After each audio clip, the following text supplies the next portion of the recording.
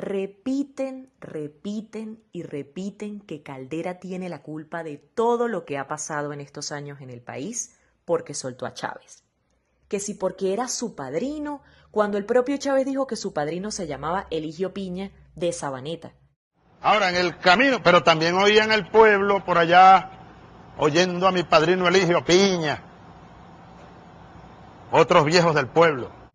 Que si porque apoyó el golpe del 4 de febrero, cuando Caldera ese día y muchas veces más condenó el alzamiento, porque fue un demócrata carta cabal. El mensaje esta tarde no puede ser, no debe ser para alentar acciones insurreccionales. Ese no es mi papel. Dejaría de ser yo mismo, traicionaría mi vida si viniera aquí por acto de demagogia a instarlos a ustedes a que se lancen aventuras descabelladas. Que si estaba entendido con Chávez, cuando lo vino a conocer en diciembre de 1998, cuando éste lo visitó en Miraflores, ya electo presidente por el voto de más de 3.600.000 venezolanos. Que si lo ha debido enjuiciar primero, cuando Chávez tenía 2 años en la cárcel sin que el juicio hubiera comenzado. Que si lo ha debido inhabilitar, cuando el presidente no tenía facultad para inhabilitar a nadie. La verdad es que Caldera le dio la libertad a Chávez, pero no lo hizo presidente, no lo puso en Miraflores, y menos lo apoyó en su proyecto constituyente que terminó dándole todo el poder.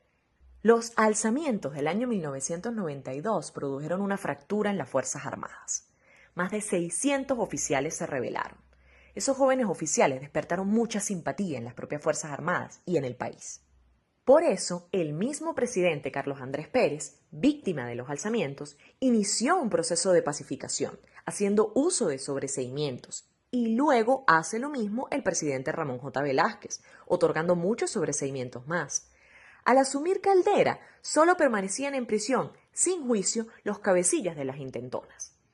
El sobreseimiento es una facultad presidencial que elimina el juicio por razones de interés nacional y no juzga sobre la inocencia o culpabilidad del beneficiario de la medida.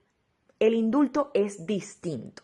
Requiere un juicio, una sentencia firme y una condena, que es la que se perdona. En la campaña electoral de 1993, este fue un tema recurrente. 3 de los principales candidatos presidenciales, Claudio Fermín, Osvaldo Álvarez Paz y Andrés Velázquez, se manifestaron partidarios de la liberación de los alzados. Igual lo hizo la Conferencia Episcopal Venezolana y muchos medios de comunicación social. El ambiente era tan favorable a darles la libertad que había sido realizada una gran marcha y llevado al Congreso un proyecto de ley de amnistía. Caldera no había dicho nada concreto al respecto y fue ya como presidente que decidió culminar el proceso de pacificación militar iniciado por sus antecesores. En marzo de 1994, cuando Chávez salió de la cárcel, vio caer su popularidad al 4% en las encuestas, donde estuvo por 4 años, hasta que subió como un meteoro en 1998 para ganar las elecciones. ¿Cuáles fueron los factores que lo llevaron a ganar? Primero, la indiferencia de la clase política dominante al reclamo de los cambios que el país estaba esperando, consumiendo todo el quinquenio en la discusión de la reforma constitucional, sin aprobarla ni llevarla a referéndum popular, justificando así la gran bandera de Chávez, la constituyente. Segundo, la errática posición de los partidos políticos del sistema en cuanto al tema de las candidaturas presidenciales y la contienda electoral de 1998. Tercero, el gran apoyo de poderosos grupos económicos y mediáticos a Hugo Chávez, exponenciando la penetración de su imagen y su mensaje. Sin embargo, lo peor vino después. En 1999, con la excusa de una supuesta uninominalidad, le permitieron a Chávez hacerse del 96% de la constituyente, con apenas el 30% del electorado, dándole el poder de eliminar la prohibición de reelección presidencial inmediata y el Senado, y con él el control civil sobre los ascensos militares. De no haber ocurrido esto, Chávez habría tenido que someterse a gobernar 5 años con minoría en el Congreso, como le tocó a Caldera en sus 2 presidencias, y en enero de 2004 no le hubiera quedado más remedio que entregar el poder.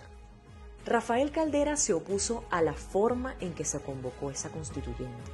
Se anticipó a decir que sería un golpe de Estado, una ruptura del hilo constitucional por no haberse reformado antes la Constitución. pero la cantaleta es la de echarle a él todas las culpas. Claro, siempre hay que buscar un culpable, un chivo expiatorio, sobre todo cuando sabemos que esa culpa es compartida por muchos.